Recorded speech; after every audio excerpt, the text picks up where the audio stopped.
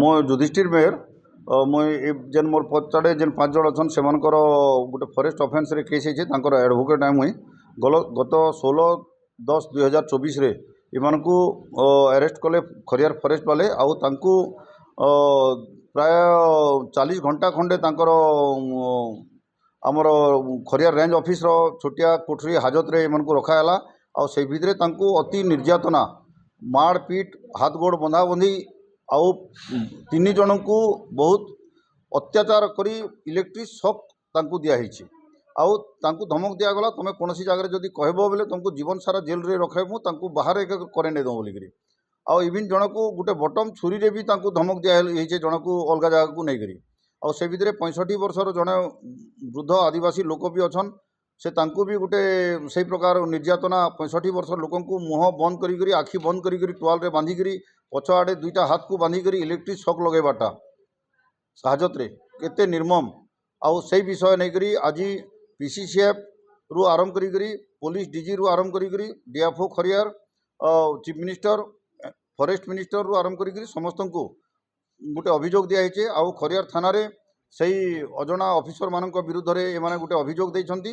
आउ से अभियोगर कॉपी बर्तमान आपणकर अवगति निमंते सर्कुलेट कराई आउ एक्शन नबार लगी समस्त को अनुरोध कराई जी मके बला जबरी सका 7 बजे आनी करी घरे बांधी करी इलाने बांधने और मके ठेसने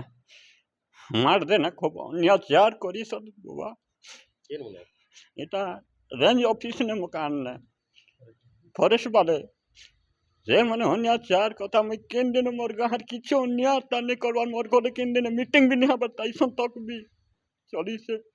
मात्र आसिकर मके बांधी करी मके करंदी करी फिर नहीं करी अन्य कोठासी भरी करी मोर 4 हाथ गुड़ के बांधना इंटी पदबाट किंती बांधने और पुराने मोती टोल बांधी करी मके माझार गण मने खेसत ना मांस कहने खाते बोली करी कथा कोई सकता गण मने हमें खौसत बने ये हमें मोर इज्जत सबू नस भस करी दी सत प्रभु फॉरेस्ट वाले गले यार हम तला तुली के चोपी देले यार घर के समी गला डायरेक्ट यार तुम बाग मारी छ चालो बोले आनले यार मके पीटले और नुंगला भी कले और फोटो भी काढ़ले और को नहीं फोटो के छाणी दे मोबाइल 4टा लोग गोटे कोठरी ने भरले और मन हाथ के धरले और टेबुल ने मोड़ाले टेबुल भी देखली और कोई अच्छे रेंजर ऑफिस ने करे नुआर भी 2टा अच्छे सिले अच्छे बोर्ड ने कुछ तुम देखो बेले मिलो में नहीं से लेख के आता आम के हॉस्पिटल नेले अरे भल कि चेक कर भी नहीं करी ना खाली ना गाँ पचरल आर हाँ ही गला न बोले आर कहले आर सिले कि यार जिलर के रिपोर्ट देदेला आम जिलर पिटिशन आम तो नहीं जानी थी आम वकिल जिते बेले गला इनती नहीं पारे पिटिशन लेख कर से जिलर नहीं दी आमके पिटिशन भी नहीं दी तार वकिल तुम ताल ठीक अच्छे नहीं देवार बेल बाहर हो मुई मीडिया डकाबी खड़ियाल थाना दाबरी गाँव किसी व्यक्ति अभियोग कर बाघ मारिबा अभियोग अणाई बहुत निर्यातना दी जाती विद्युत शक दी जाता छुरी देखा दी जाता एमती गोटे अभियोग करके प्रेसमिट आज करते प्रेसमिट करते तो मुझे जानी किंतु अभियोग जदि करिसेंती तार सत्यासत्य आम अनुसंधान करूँ तदंत करूँ तापर आपन को आम किसी कहीपर से बहुत शारीरिक निर्यातना दी जाता बोलिकी जेल खाई पार ना खड़ियाल हस्पिटाल अणा जाता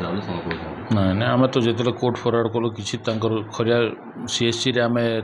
परीक्षा भी करुचु तो फरवर्ड करवा आगु किसी तो नाला से मु भी तो प्रेजेंट थी से गाँव में दाबरी गाँव मुझे भी नहीं जाइए रेड करी बाघ चल धरा होता मुझे कहीं से कहते तथापि जदि किसी कहते आम इनक्वारी करूँ आम आपको जनइबू।